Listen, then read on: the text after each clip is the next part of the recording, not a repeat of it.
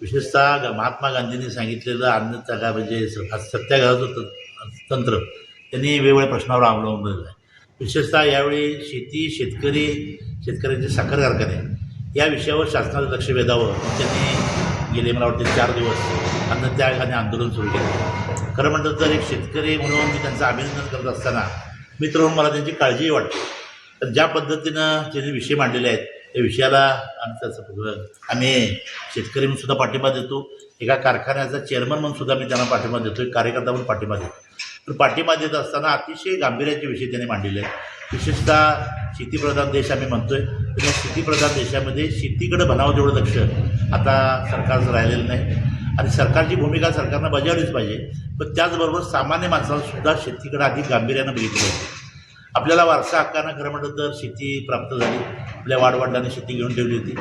त्याच्यानंतरच्या पिढीनं कुठेतरी पाणीपुरवठ्याच्या स्कीम केल्या. त्यानंतरच्या काळामध्ये सुद्धा आधुनिकीकरण खरं म्हटलं आपण शेतीमध्ये केलं नाही आणि जे उत्पादित भाव जो आपला माल तयार होतो आहे त्याला सुद्धा चांगला दर मिळाला पाहिजे म्हणून शेतकरी संघटना सातत्यानं प्रयत्न करते.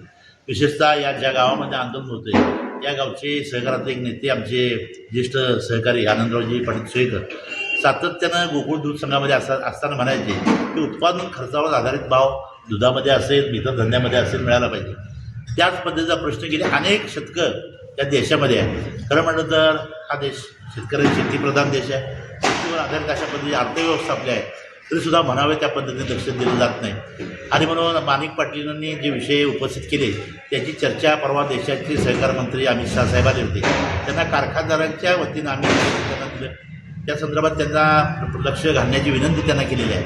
निश्चितपणे ते लक्ष घालतील. पण हे होत असताना महाराष्ट्र शासनानंसुद्धा त्यामध्ये भूमिका घेतली पाहिजे. या राज्याचे लोकप्रतिनिधी असलेले आमदार आहेत त्यांनीसुद्धा यामध्ये भूमिका मांडली पाहिजे.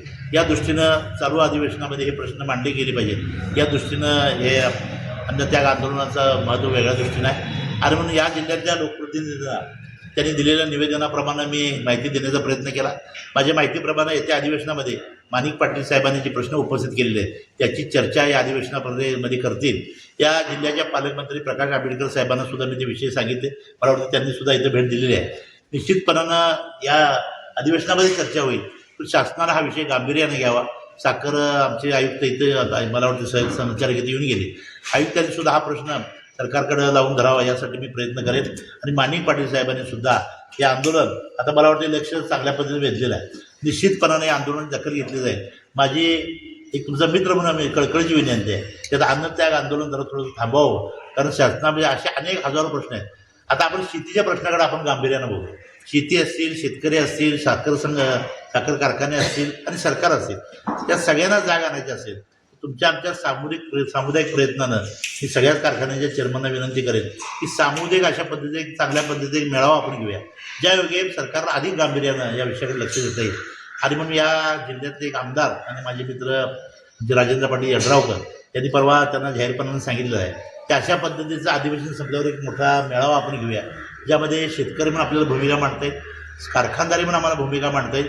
आणि सगळी भूमिका मांडल्यानंतर शासन निश्चितपणे लक्ष देईल. आणि हे सध्या आपण आंदोलन थांबवावं अशी विनंती त्यांचं मित्र पण करतो. मी आता लोकप्रतिनिधी नाही आहे पण तरीसुद्धा शिवसेनेच्या वतीनं मी एकनाथ शिंदे साहेबांच्या वतीनं त्यांना विनंती करतो की आपण हे प्रश्न मोठ्या पातळीवर आपण जरा नेऊया. कारण आपण मोठ्या इथं आपण आंदोलन केला, मराठा आंदोलनामध्ये सुद्धा आपण भूमिका घेतली होती. पण याचबरोबर सामुदायिकपणानं हा प्रश्न आपण हातामध्ये घेतला तर निश्चितपणानं अधिक लक्ष शासनाचं जाईल थोडी विनंती करतो. आजच्या उपोषणाला पाठिंबा देतो आणि आपल्या सर्वांची थांबतो.